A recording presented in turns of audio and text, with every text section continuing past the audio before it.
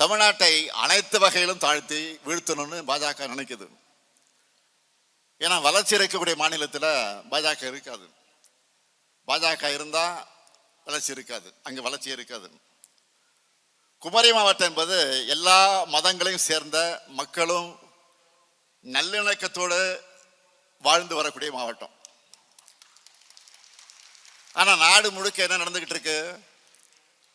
அண்மையில் கிறிஸ்துமஸ் பண்டிகையின் போது இந்தியா முழுக்க கிறிஸ்தவர்கள் மேல தாக்குதல் நடத்தப்பட்டுச்சு. மகாராஷ்டிராவில் பிற்படுத்தப்பட்ட முஸ்லிம்களுக்கு இடஒதுக்கீடு ரத்து. மணிப்பூர் இன்னும் பற்றி எரியுது. அசாமில் இன்னும் மோசம். அந்த மாநிலத்துடைய பாஜக முதலமைச்சர் தான் வகிக்கக்கூடிய பொறுப்பை மாண்பை மறந்து முஸ்லிம்கள் மேல வெளிப்படையா வெறுப்பை கக்குகிறார். பீகார்ல துணை முதலமைச்சர் என்ன சொல்லி இருக்கிறார் தெரியுமா? பள்ளிக்கூடங்களுக்கு பக்கத்துல இறைச்சி கடைகள் இருந்தா அகற்றுவோம்னு பேசி இருக்கிறார். நாம என்ன சாப்பிடணும்னு முடிவு பண்றதுக்கு இவங்க யாரு?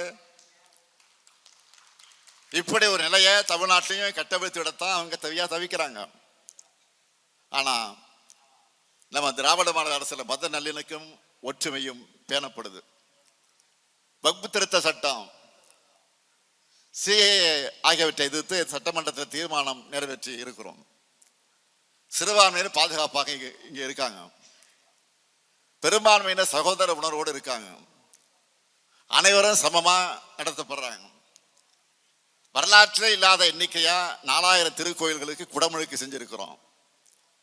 இந்த பகுதியை சார்ந்த நம்ம பால பிரஜாபதி அடிகளார் என்ன பேசி இருக்கிறார் என்றால், நம்ம முதலமைச்சருக்கு சாதியும் இல்லை, மதமும் இல்லை, மொழி இருக்கிறது, இனமான உணர்வு இருக்கிறது, இது ஒரு பொற்காலம்னு பேசி இருக்கிறார்.